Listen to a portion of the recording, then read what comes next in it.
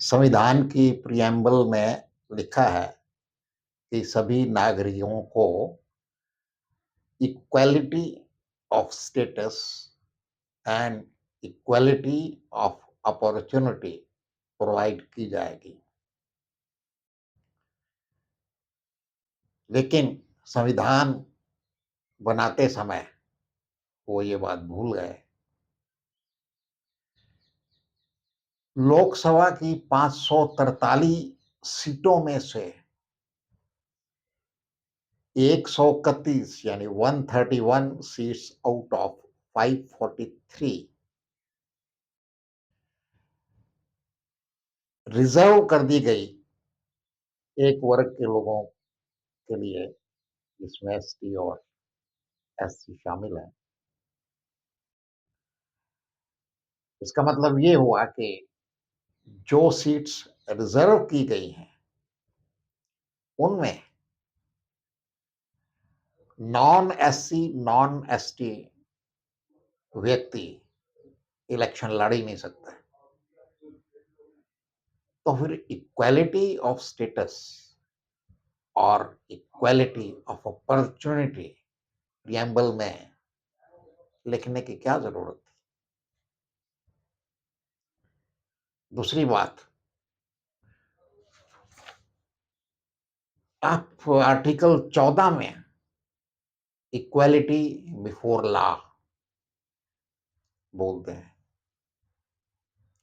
Article 16 में equality of opportunity in matters of public employment आपने लिखा है कि हम इक्वालिटी को मानेंगे, लेकिन उसी की सब आर्टिकल 3 और 4 में, यानी आर्टिकल 16 के सेक्शन 3 और 4 में ये राइट आपने वापस छीन लिया है। और ये कब छीना?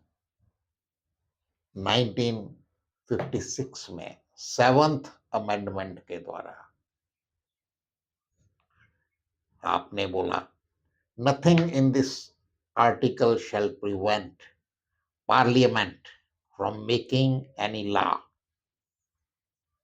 prescribing in regard to a class or classes of employment or appointment to an office under the government or local or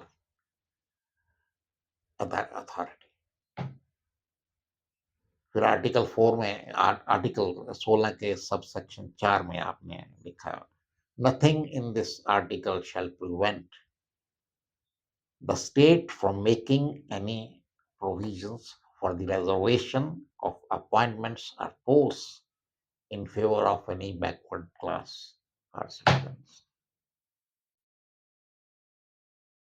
दुनिया के किसी संविधान में नागरिकों को मिनॉरिटी और मेजॉरिटी में नहीं बांटा गया। ये एक भारतीय संविधान है जिसमें मिनॉरिटी और मेजॉरिटी में नागरिकों को बांटा गया और मिनॉरिटी को इतने राइट्स दे दिए गए कि वो मेजॉरिटी को नजरअंदाज कर सकते हैं। मेजॉरिटी से छीन लिए गए बहुत से अधिकार।